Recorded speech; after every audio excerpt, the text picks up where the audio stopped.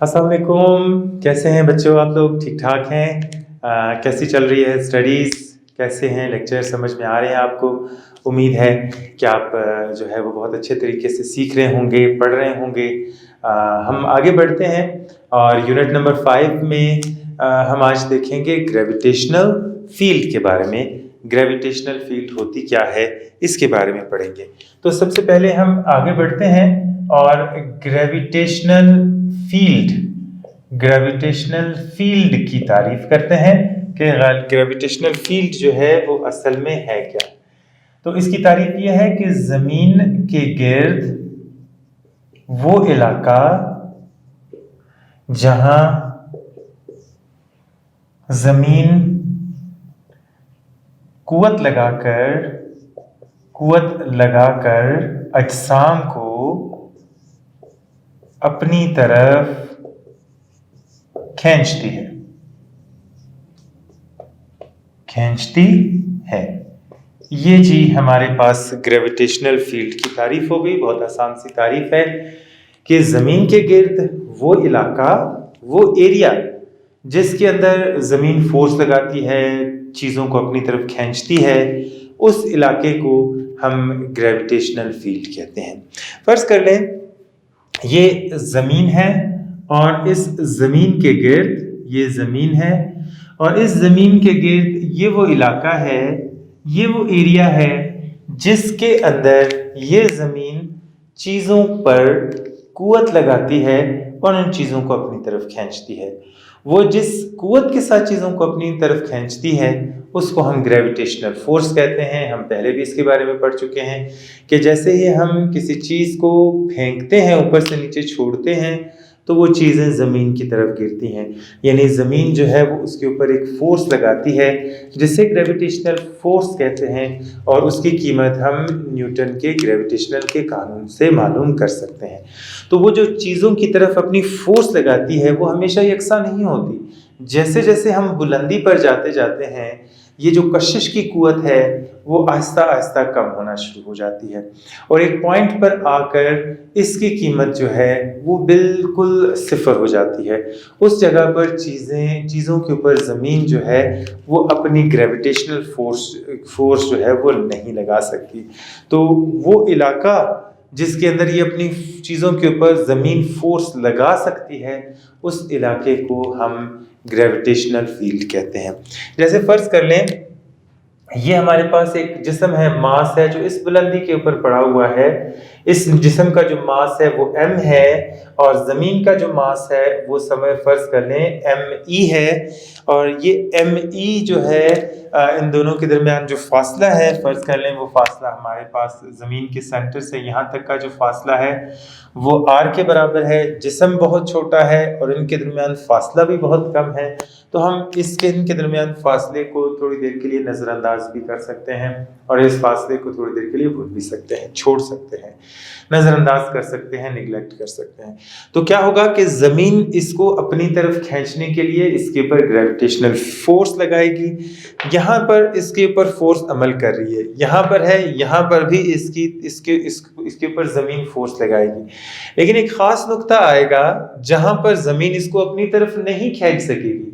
तो क्या होगा कि ये जमीन की ग्रेविटेशनल फोर्स ग्रेविटेशनल फील्ड के असर से बाहर हो जाएगी और ये चीज़ जो है वो ज़मीन इसको अपनी तरफ नहीं खींच सकेगी।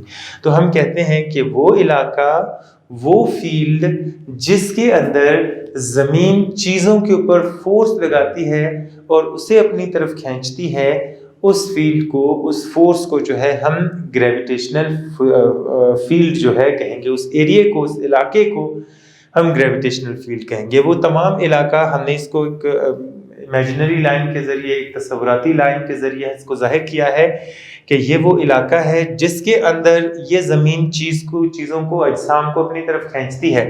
लेकिन जैसे ही अजसाम इस इलाके से बाहर निकल जाता है, ये जिस्म इस इलाके से बाहर निकल जाता है, तो ये ज़मीन इसके ऊपर फोर्स नहीं लगा सकती क्योंकि ये इसकी फोर्स के ज़ेरे असर नहीं रहता, इसलिए ये इसको अपनी तरफ नहीं खींच सकती।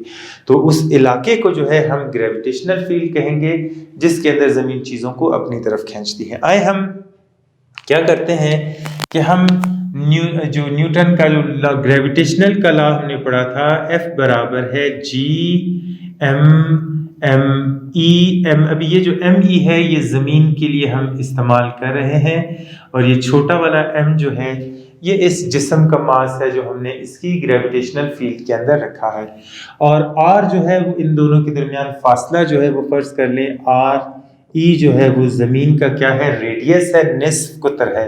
यहाँ से लेकर यहाँ तक का जो फासला है उसे हम निस्फ कुतर के ज़रिए ज़ाहिर करते हैं। तो ये इसका मुरब्बा है, इसको हम इसके मुरब्बे के ज़रिए मुरब्बा जो है वो ज़ाहिर कर देते हैं। वही ग्रेविटेशनल का कानून जो है वो हमने लागू किया है। अभी हमें मालूम है कि ये m जो है वो यहाँ पर ज़रब खा रहा है, ये वाला m यहाँ पर इनके साथ ज़रब खा रहा है। अगर इस m को उठाकर हम बराबर के निशान के उस तरफ लेकर जाएंगे तो यहाँ पर आने के बाद ये यहाँ पर तक़सीम हो जाएगा। तो इस m को हम यहाँ पर लेकर आते हैं और देखते हैं कि ये कैसी मसावत बनती है। F बराबर है m, G यहाँ पर रह गया और m e जो है ये हमारे पास बच जाता है। आगे हम लिख सकते हैं r e का मुरब्बा, अर्थ e से मुराद अर्थ है, अर्थ ज़मीन को कहते हैं, तो ये रेडियस ऑफ द अर्थ या ज़मीन का निस्फ कुतर है। अभी हम देखते हैं हमारे पास आ जाता है F बटे m। अगर हम न्यूटन का दूसरा कानून देखें तो दूसरे कानून के मुताबिक F बराबर है ma, F बराबर है ma। m यहाँ पर ज़रब खा रहा है, अगर इस m को उठाकर हम बराबर के निशान के दूसरी तरफ लेकर जाते हैं तो यहाँ पर आकर ये क्या होता है कि तकसीम हो जाता है। मैथमेटिक्स का एक कानून है जो हम अक्सर पढ़ते हैं कि बराबर के निशान के इस तरफ अगर कोई चीज़ तकसीम हो रही है तो दूसरी तरफ जाकर ज़रब हो जाती है। अगर कोई चीज़ यहाँ पर मस्बत हो रही है तो बराबर के निशान के दूसरी तरफ जाकर वो मनफी हो जाती है। अगर आप किसी कीमत को जो तकसीम हो रही है उसको बराबर के निशान के उस तरफ लेकर जाएंगे तो वो ज़रब खा जाएगी, और अगर ज़रब वाली किसी चीज़ को आप बराबर के निशान से उठाकर दूसरी तरफ लेकर जाते हैं, बराबर के निशान के दूसरी तरफ लेकर जाते हैं तो वो वहाँ पर जाकर तकसीम हो जाती है। अगर कोई चीज़ मनफी हो रही है तो वो जब बराबर के निशान के दूसरी तरफ जाएगी तो वो मस्बत हो जाएगी। इसी तरीके से अगर कोई चीज़ मस्बत हो रही है, जमा हो रही है, तो वो बराबर के निशान के दूसरी तरफ जब जाएगी तो वो मनफी हो जाएगी। अभी हम बढ़ते हैं इस कानून की तरफ। यहाँ पर m जो है वो ज़रब खा रहा है यहाँ पर, लेकिन जब बराबर के निशान के इस तरफ आएगा तो तकसीम हो जाएगा और बराबर आ जाएगा a बराबर आ जाएगा F बटे m। हम क्या करते हैं कि इसकी जगह ये कीमत और ये कीमत दोनों बराबर हैं तो हम a को इसकी जगह पर लिख देते हैं, a को F बटे m की जगह पर लिख देते हैं और ये हमारे पास आ जाता है a बराबर आ जाता है GME तक़सीम R E का मुरब्बा। अभी ये जो है ये हमारे पास आ जाती है a की कीमत, एक्सेलरेशन जो आ जाता है, इस एक्सेलरेशन को हम ग्रेविटेशनल एक्सेलरेशन कह सकते हैं। ये वो एक्सेलरेशन है जो इसके अंदर यहाँ पर प्रोड्यूस हो रहा है और इस एक्सेलरेशन की वजह से ये हरकत कर रहा है। अभी एक चीज़ यहाँ पर आप देखें कि एक्सेलरेशन की जो कीमत यहाँ पर आ रही है वो F बटे m है। अगर हम F का यूनिट लिखें, फोर्स का यूनिट जो है वो न्यूटन है, मास का यूनिट जो है वो किलोग्राम है, तो ये कीमत जो हमारे पास यूनिट जो हमारे पास आ जाती है वो किलोग्राम फी न्यूटन फी किलोग्राम है। तो एक्सेलरेशन का यूनिट जो है मीटर फी सेकंड है, जो हम आम पढ़ चुके हैं कि इसका जो एक्सेलरेशन का जो यूनिट है वो मीटर फी सेकंड है, लेकिन यहाँ पर इस मसावात के मुताबिक जो इसका यूनिट आ रहा है वो न्यूटन फी किलोग्राम है। तो ये दोनों यूनिट जो हैं वो आपको देखने में मिलेंगे अक्सर औकात कि ये यूनिट जो हैं ये दोनों के एक जैसे हैं, और वो इस वजह से एक जैसे हैं क्योंकि इसको इस फार्मूले की मदद से हमने निकाला है और ये दोनों यूनिट ही एक्सेलरेशन के हैं। तो एक्सेलरेशन की पैमाइश इन दोनों यूनिट्स के अंदर हम कर सकते हैं। अभी बढ़ते हैं हम इस जिस्म की तरफ वापस कि ये जिस्म जो इसके ऊपर फोर्स लगा रहा है, जिस फोर्स के साथ ये ज़मीन चीज़ों को अपनी तरफ खींच रही है, उस फोर्स को हम ग्रेविटेशनल फोर्स कहते हैं। और ये ग्रेविटेशनल फोर्स जो है वो गैर मुतसिल है, जिसे हम पहले भी जिक्र कर चुके हैं इसका, कि ये नॉन कॉन्टेक्ट फोर्स है। नॉन कॉन्टेक्ट फोर्स का मतलब ये है कि ये दोनों एक दूसरे के साथ कॉन्टेक्ट में नहीं आते हैं, लेकिन फिर भी कॉन्टेक्ट में ना आने के बावजूद भी ये उसके ऊपर फोर्स लगा रहे होते हैं, उसके ऊपर कुव्वत लगा रहे होते हैं उस जिस्म को अपनी तरफ खींचने के लिए। तो ये वो फील्ड है, ये वो इलाका है जहाँ पर ये दूसरे अजसाम को अपनी तरफ ज़मीन खींच सकती है। इस फोर्स को हम ग्रेविटेशनल फोर्स कहते हैं, और इस इलाके को जिसके अंदर ये चीज़ों को अपनी तरफ खींच रही है, इसको हम ग्रेविटेशनल फील्ड कहते हैं। जो एक्सेलरेशन इसमें पैदा होगा उसको हम ग्रेविटेशनल एक्सेलरेशन कहेंगे, और उस ग्रेविटेशनल एक्सेलरेशन का यूनिट न्यूटन फी किलोग्राम भी हो सकता है। इन चीज़ों को मद्देनज़र रखते हुए न्यूटन का पहला कानून जो ग्रेविटेशनल का कानून है, इसको अगर हम मद्देनज़र रखें तो इसका यूनिट न्यूटन फी किलोग्राम भी हो सकता है। और जो एक्सेलरेशन यहाँ पर प्रोड्यूस हो रहा है, उस एक्सेलरेशन की कीमत को जो है हम बआसानी इस फॉर्मूले की मदद से मालूम कर सकते हैं। अभी हम आगे बढ़ते हैं और देखते हैं कि ये ग्रेविटेशन का जो कानून है, इस ग्रेविटेशन के कानून को हम इस्तेमाल करते हुए किस तरीके के साथ हम ज़मीन का जो है वो मास मालूम कर सकते हैं। सबसे पहले हम इसको जानते हैं, देखते हैं कि ज़मीन का मास जो है वो हम ग्रेविटेशन के कानून को इस्तेमाल करते हुए हम किस तरीके से ज़मीन का मास निकालेंगे। तो ज़मीन का मास मालूम करने के लिए हम एक मिसाल लेंगे। ज़मीन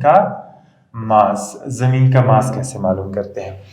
फर्ज कर लें ये ज़मीन है और ज़मीन का मास जो है वो m के बराबर है। यहाँ पर ज़मीन के ऊपर एक दूसरा मास पड़ा हुआ है जिसका मास m है। ज़मीन है, ज़मीन की ग्रेविटेशनल फील्ड के अंदर, ज़मीन के उस इलाके के अंदर जिसमें ये जो है चीज़ों को अपनी तरफ खींच सकती है, उस इलाके के अंदर एक जिस्म पड़ा हुआ है। तो यहाँ पर एक जिस्म जो है वो m इधर पड़ा हुआ है, जिसका मास जो है वो m के बराबर है। ज़मीन का मास जो है वो m के बराबर है। अभी जब हम ग्रेविटेशन का कानून पढ़ते हैं तो ग्रेविटेशन का कानून हमें ये कहता है कि इन दोनों अजसाम के दरमियान जो है वो कशिश की कुव्वत होगी। इन दोनों अजसाम के दरमियान कशिश की कुव्वत होगी, और वो कशिश की कुव्वत हम किससे कैसे मालूम कर सकते हैं। F बराबर है G M जमीन का मास है, और RE जो है वो जमीन का जो है वो क्या है, फासला है। इसका निस्फ कुतर जो है वो जमीन का इतना है। यहाँ पर हम देखते हैं ये इसका निस्फ कुतर है। ये निस्फ कुतर जो है वो R के बराबर हमने ले लिया। जमीन है, E से मुराद अर्थ है, और ये जो है ये इसका निस्फ कुतर जो है वो यहाँ पर है। क्योंकि इसका फासला ज़मीन के निस्फ कुतर को देखें और इस जिस्म को देखें जो हमने एक खास बुलंदी के ऊपर यहाँ पर रखा हुआ है, उसका फासला जो है वो बहुत कम है। इसको हम देखें, ज़मीन का जो निस्फ कुतर है वो 6.378 ज़रब 10 की ताकत 6 मीटर है, जबकि ये जो फासला है काफ़ी ज़्यादा वो मीटर है, हज़ारों में किलोमीटर्स में, हज़ारों किलोमीटर्स में है, जबकि ये फासला जो है वो 10 या 20 किलोमीटर है, मीटर्स है। इसलिए जो है हम क्या करते हैं कि इनके दरमियान फासले को इस फार्मूले के अंदर नहीं डालते, क्योंकि इसका जो फासला है वो बहुत ही कम है। अभी हम यहाँ पर देखते हैं F की कीमत, जो इसका वजन है W है, ये अपने वजन की वजह से नीचे जाने की कोशिश करेगा। ज़मीन जो है वो इसको थोड़ा सा हम बढ़ा लेते हैं, यहाँ पर ले जाते हैं, M है। ज़मीन क्या करेगी, इसके ऊपर एक फोर्स लगाएगी इसको अपनी तरफ खींचने के लिए, जो किसके बराबर होगी, इसके वजन के बराबर होगी, इसके वेट के बराबर होगी। तो हम कहते हैं कि वो फोर्स जो इसके ऊपर लगा रहा है वो W के बराबर है, और W किसके बराबर है, mg के बराबर है। फार्मूले के मुताबिक इस जिस्म के ऊपर ज़मीन जो है वो एक फोर्स लगा रही है जो इसके वजन के बराबर है, और इस जिस्म को अपनी तरफ खींचने की कोशिश कर रही है, और वो फोर्स जो है वो W के बराबर है, इसके वेट के बराबर है, और W बराबर है mg। तो हम क्या करते हैं कि इस F की जगह पर हम इसकी कीमत यहाँ पर लिख देते हैं, जो आ जाती है mg बराबर है gm me तक़सीम r e का मुरब्बा। तो ये इसकी कीमत यहाँ पर ये आ जाती है जी। तो अभी हम क्या करते हैं, यहाँ पर हम इसकी कीमत लिख देते हैं, और वो कीमत क्या है, W बराबर है mg। तो mg की जगह पर, इस F की जगह पर हम उसकी कीमत लिख देते हैं, mg बराबर है gme बटे re, ये इसके बराबर है। अभी हम देखते हैं कि ये m जो है वो यहाँ पर ज़रब खा रहा है, बराबर के निशान के इस तरफ ये ज़रब खा रहा है। जब ये बराबर के निशान के दूसरी तरफ आएगा तो तकसीम हो जाएगा। जैसे हमने यहाँ पर पढ़ा था कि एक चीज अगर मसावात के एक तरफ ज़रब खा रही है, तो जब वो मसावात के निशान के दूसरी तरफ आएगी तो वो ऑटोमेटिकली क्या हो जाती है, तकसीम हो जाती है। तो यहाँ पर भी ये क्या खा रहा है, इसके साथ ज़रब खा रहा है यहाँ पर ये m। जब हम इसको m को उठाकर इस तरफ लेकर आएंगे तो ये तकसीम हो जाएगा, mg तकसीम m की कीमत को यहाँ लिख देंगे, बराबर आ जाएंगे gme तकसीम re का मुरब्बा। ये इसकी कीमत जो है वो हमारे पास आ जाती है। अभी ये m जो है वो यहाँ पर इसके साथ कट जाता है, हमारे पास आ जाता है g बराबर है gme तकसीम re का मुरब्बा। ये इसकी कीमत जो है वो g की कीमत जो हमारे पास आ जाती है वो ये है। और ये क्या होगा, ग्रेविटेशनल एक्सेलरेशन होगा। यहाँ पर इस जिस्म के अंदर जो एक्सेलरेशन पैदा होगा, जब जमीन इस चीज को अपनी तरफ खींचेगी तो उसके अंदर एक एक्सेलरेशन पैदा होगा, और वो एक्सेलरेशन जो है वो किसके बराबर होगा, g बराबर हो जाएगा gme तकसीम re का मुरब्बा। ये इसकी कीमत जो है हम इस तरीके के साथ मालूम कर सकते हैं। अभी यहाँ पर हम देखते हैं कि यहाँ पर मास ऑफ द अर्थ है। अभी हम इस मसावात को इस तरीके के साथ अरेंज करेंगे कि हम इस m की कीमत को जो है वो मालूम कर लें। तो हम क्या करेंगे, me को यहीं रहने देंगे, जो me है उसको बराबर के निशान के इसी तरफ रहने देंगे, बाकी तमाम चीजों को उठाकर हम यहाँ पर लेकर आएंगे। कैसे लेकर आएंगे, जैसे हमने यहाँ पर लिखा, अगर कोई चीज तकसीम हो रही होगी यहाँ पर, उसको जब हम बराबर के निशान के दूसरी तरफ लेकर जाएंगे तो ज़रब दे देंगे। अगर कोई चीज ज़रब खा रही होगी, बराबर के निशान के उस तरफ लेकर आएंगे तो तकसीम कर देंगे। अगर कोई चीज मनफी हो रही होगी उसको हम मस्बत कर देंगे। इस तरीके के साथ हम जो यहाँ पर चीजें हैं इनको उठाकर दूसरी तरफ लेकर आते हैं। अभी यहाँ पर देखिए me है, ये यहाँ ज़रब खा रहा है, तो यहाँ पर जाकर क्या हो जाएगा, तकसीम हो जाएगा ग्रेविटेशनल कांस्टेंट। ये यहाँ पर ज़रब खा रहा है, तकसीम हो रहा है, इधर जाएगा तो ज़रब खा जाएगा। तो ये जो मसावात है इसको हम यूं भी लिख सकते हैं, me बराबर है GRE का मुरब्बा तकसीम G। ये जो है हमारे पास की आ जाएगा फार्मूला, और इस फार्मूले को हम इस्तेमाल करते हुए ज़मीन का मास जो है वो मालूम कर सकते हैं। ज़मीन का मास कैसे मालूम कर सकते हैं, क्योंकि हमें पता है कि जी की कीमत कितनी है, 10 मीटर फी सेकेंड। हमें पता है कि ज़मीन का जो निस्फ कुतर है उसकी कीमत कितनी है, इसका भी हमें मालूम है, और उसके बाद हमें ये भी मालूम है कि जी की कीमत कितनी है। तो इस कीमत को हम इस्तेमाल करते हुए ज़मीन का मास जो है वो आसानी के साथ मालूम करेंगे। तो हम सबसे पहले क्या करते हैं कि यहाँ पर जो हमने चीज़ें हैं उनकी कीमतें हम यहाँ पर लिख लेते हैं। जैसे हमें मालूम है कि जो जी की कीमत है, जी की कीमत का हमें मालूम है वो है 10 मीटर फी सेकेंड। ज़मीन जो जी की कीमत है, जी की कीमत का हमें मालूम है वो है 6.673 ज़रब 10 की ताकत -11 न्यूटन मीटर का मुरब्बा फी किलोग्राम का मुरब्बा इसकी कीमत है। ज़मीन का जो निस्फ कुतर है, ज़मीन के निस्फ कुतर की कीमत का हमें मालूम है और वो है 6.378 ज़रब 10 की ताकत 6 मीटर। ये जो है ज़मीन का निस्फ कुतर है। अभी इन तमाम की कीमतें हमें मालूम हैं। इन तमाम की कीमतों को हम फॉर्मूले के अंदर डालेंगे और फॉर्मूले के अंदर डालने के बाद हम आसानी के साथ जमीन का मास जो है वो मालूम कर सकते हैं। तो चलिए आगे बढ़ते हैं।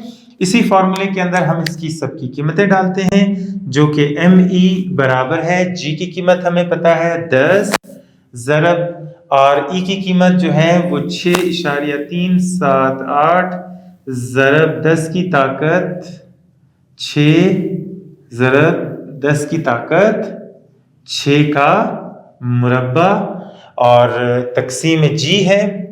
G की कीमत है 6.673 ज़रब 10 की ताकत -11।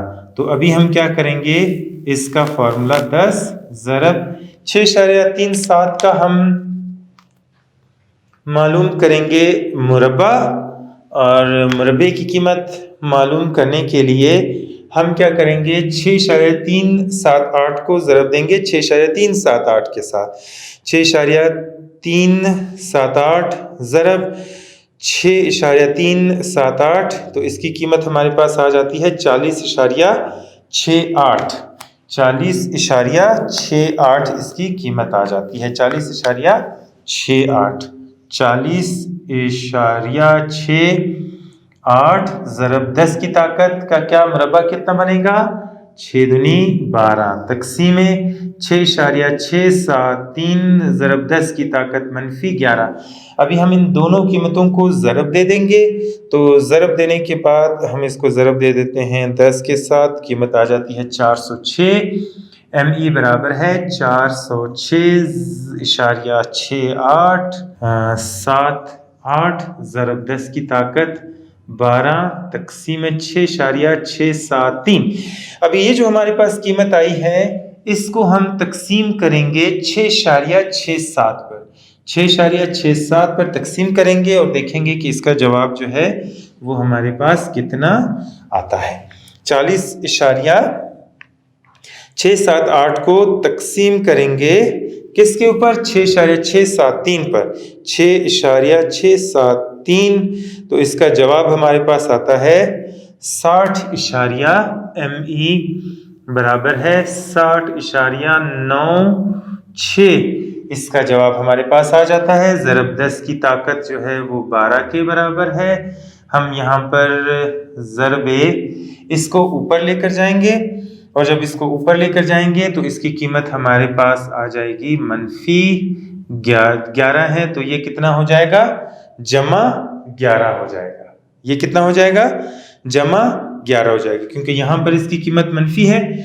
बटे के निशान के ऊपर लेकर जाएंगे तो इसकी कीमत कितनी हो जाएगी, जमा हो जाएगी। अभी हम लिखेंगे 60.9, 6 ज़रब 10 की ताकत 11 और 12 कितने होते हैं, 23 ज़रब 10 की ताकत 23 किलोग्राम। अभी हम क्या करेंगे, ये ME आ रही है।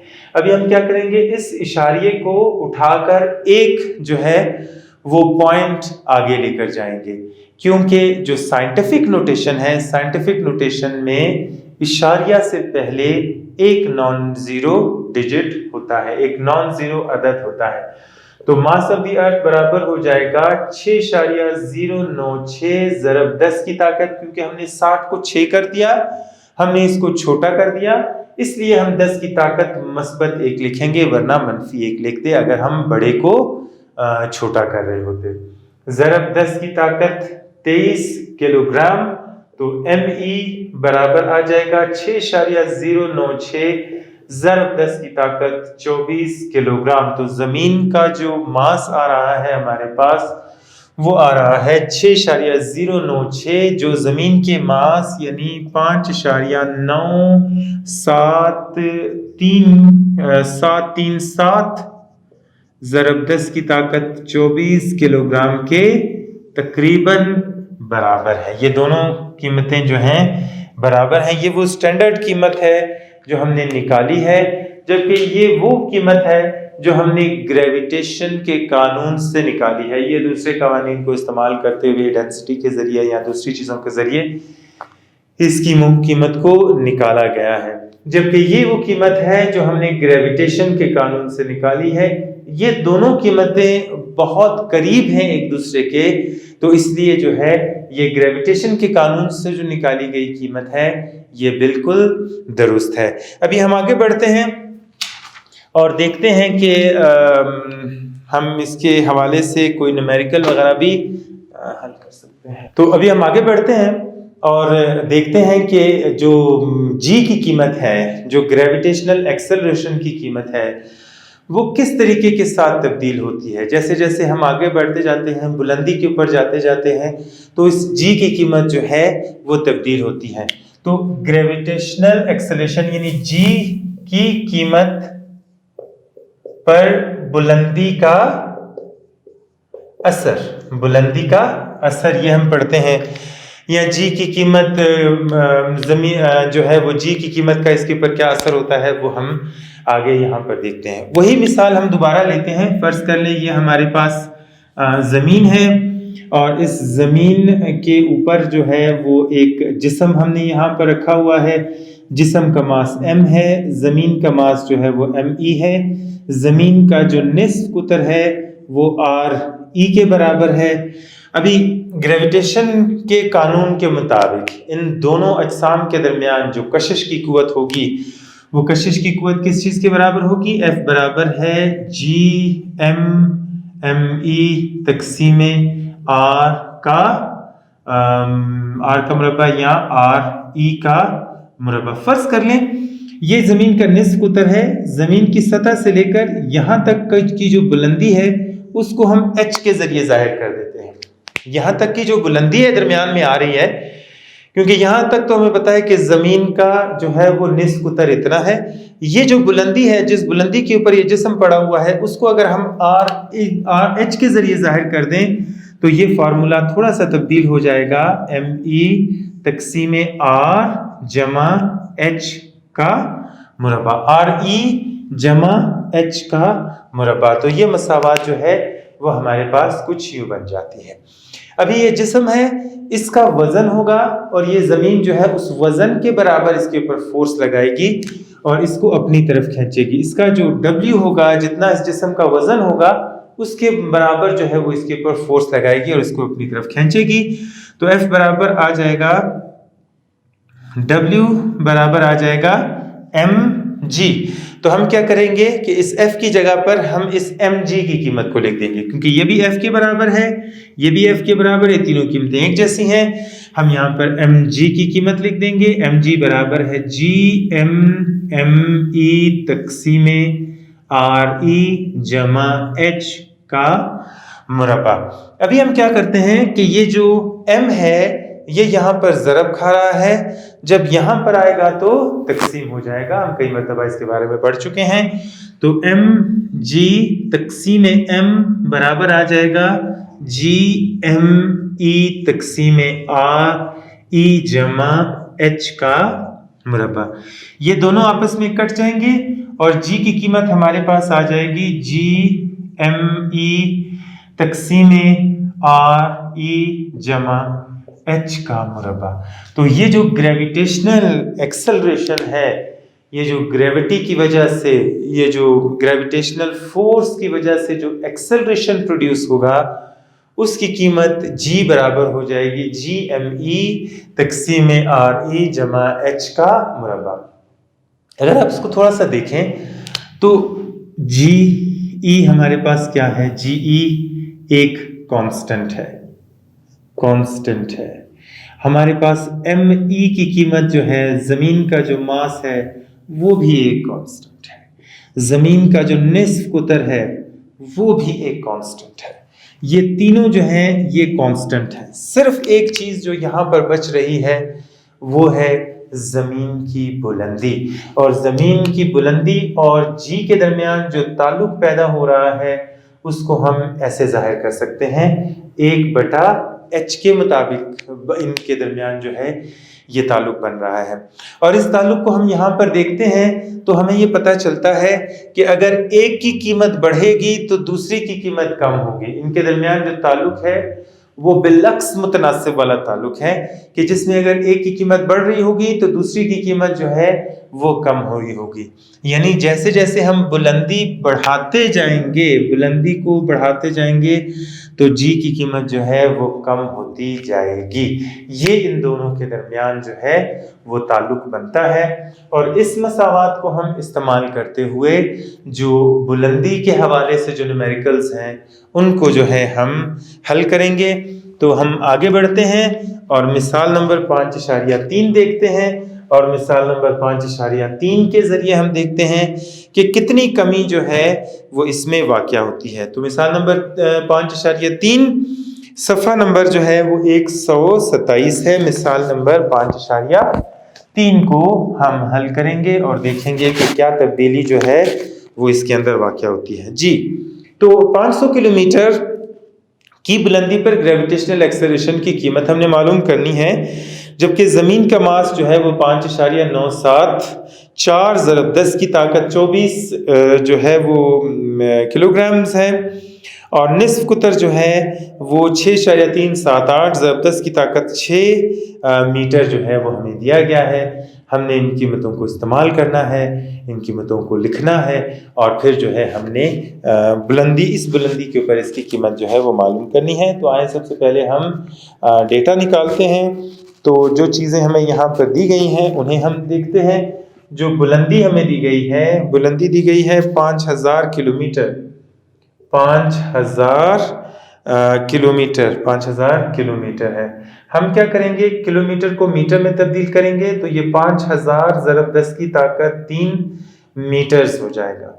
तो ये इशारिया जो है यहाँ पर है, हम इसको मज़ीद थोड़ा सा चेंज कर सकते हैं अपनी सहूलत के मुताबिक। हम क्या करते हैं कि ये जो इशारिया आ रहा है, ये इशारिया इस जगह पर है, हम इसको 1 2 3 पॉइंट्स इस तरफ लेकर जाते हैं। तो ये क्या इसकी कीमत बनेगी ये देखते हैं। ये बन जाएगी 5.0 ज़रब 10 की ताकत कितनी है, 3 पॉइंट आगे गए हैं तो 3 है। 5000 बड़ा है, 5 छोटा है, हमने बड़ी कीमत को छोटा किया तो ये 10 की ताकत की जो 3 की कीमत है ये मस्बत आएगी। ज़रब 10 की ताकत 3 जो ऑलरेडी यहाँ पर मौजूद है ये मीटर आ जाएगा। तो इसकी कीमत आ जाएगी 5.0 ज़रब 10 की ताकत 6 मीटर्स जो है वो एच की कीमत आ जाएगी, बुलंदी की कीमत आ जाएगी। फिर हमें दिया गया है ज़मीन का मास जो कि ME बराबर है 5.974 ज़रब 10 की ताकत 24 किलोग्राम।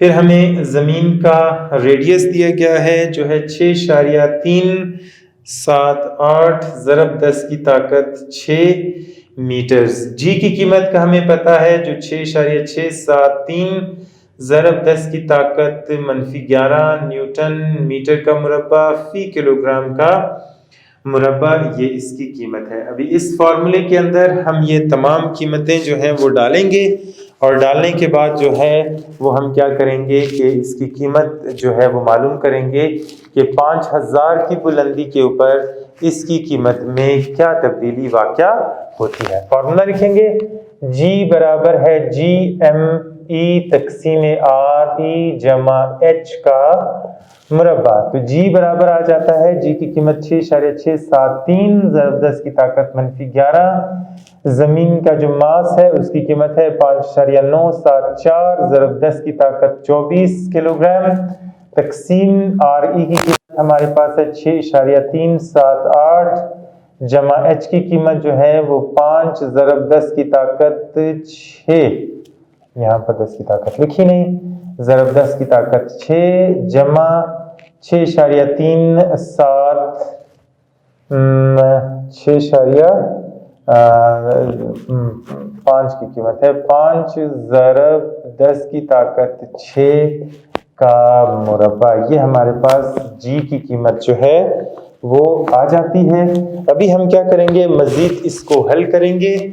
6.67 को हम ज़रब देंगे 5.97 से, और 5.97 से ज़रब देने के बाद हम इसको आगे की तरफ बढ़ेंगे और देखेंगे कि ये किस तरीके के साथ हल होता है।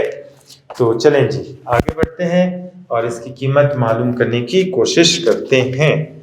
चलें जी, ये हमारे पास आ गया कैलकुलेटर, और कैलकुलेटर हम यहाँ पे रखेंगे और इसकी कीमत को ज़रब देंगे। चलें जी, और आ जाते हैं जी। सबसे पहले 6.673 ज़रब देंगे इसको 5.974 के साथ, 5.974 के साथ। तो जवाब हमारे पास आ जाता है 39.86।